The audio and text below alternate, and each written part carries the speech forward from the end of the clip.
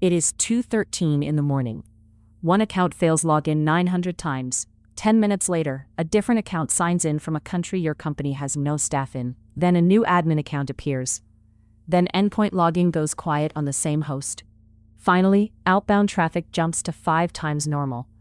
Is this one incident, 5 incidents, or background noise? A SIEM helps answer that question fast, not by magic, by connecting events that would be weak alone, but loud together.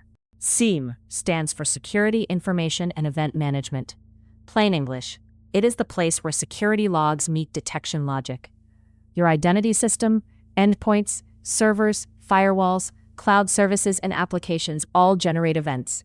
A SIEM collects those events, puts them into a searchable format, applies rules, and raises alerts for analysts. In NIST-style terms, it supports monitoring, detection, analysis, and response. A beginner can remember it this way. The SIEM is the SOC's evidence desk. It does not replace judgment. It gives analysts one place to ask, what happened, where else did it happen, and who was involved. Before a SIEM, security teams live in tabs, identity logs in one console, endpoint alerts in another, firewall traffic somewhere else, cloud audit logs in a fourth place. An analyst sees failed logins but not the later admin change. A network engineer sees outbound volume, but not the suspicious user session that started it. That gap burns time. It also hides patterns. The SIEM solves the visibility problem by building a shared timeline across systems.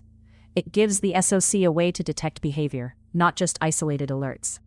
The goal is simple: fewer blind spots, faster triage, and better evidence when you need to contain an incident. A SIEM use case starts with a question. For example, do we have signs of password spray? First, the SIEM collects the right logs, such as authentication events, source IPs, usernames, device IDs, and results. Second, it normalizes fields so different systems speak the same language. Third, detection logic looks for patterns: many failures against many users, failures followed by success, or logins from impossible locations. Fourth, the SIEM adds context, like user role, asset value, and history. Fifth, it creates an alert with enough detail for action. Strong use cases include the condition, the threshold, the time window, the data source, and the first response steps. Here is a typical SOC walkthrough. The SIEM fires a password spray alert. One source attempts logins across 120 users in 15 minutes. Most fail. One succeeds. The user normally works from one city, but the successful login appears from a distant region minutes after a local login, so impossible travel also triggers.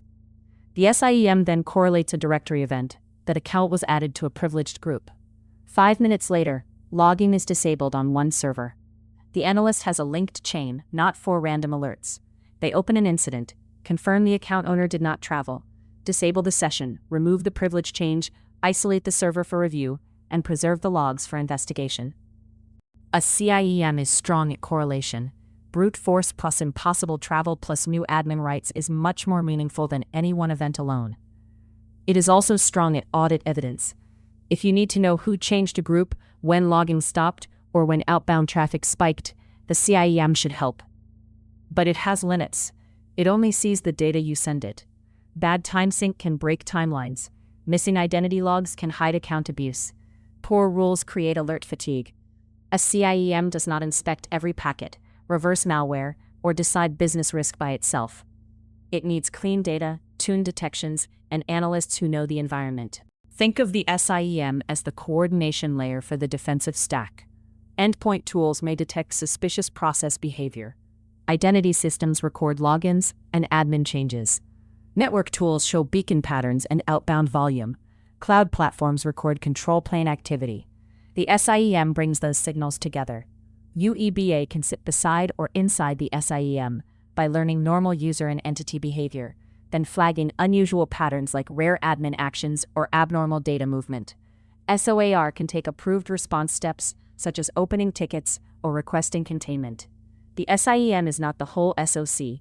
It is the place where evidence becomes an investigation. Start with 7 SIEM use cases. 1. Brute force against one account. 2. Password spray across many accounts.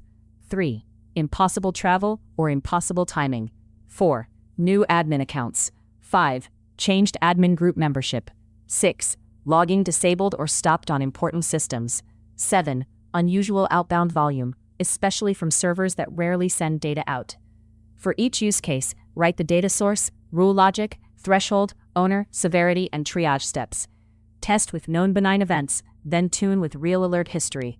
Learn basic log fields, time windows, identity concepts, and query language. Do not chase 200 detections on day one. Build the few that catch common bad outcomes and can be investigated. Recap in 3 beats. First, a SIEM centralizes security evidence so the SOC can search, correlate, and investigate. Second, strong SIEM use cases focus on patterns: brute force, spray, impossible travel, privilege changes, disabled logging, malware-like beacons, and unusual outbound volume. Third, value comes from clean data, clear alert logic, and steady tuning. Start small, make each alert actionable. Measure whether analysts can answer what happened, who was affected, and what to do next. If this helped, subscribe. A new Security Tools Decoded episode drops daily, along with the daily ranked CVE brief on this channel.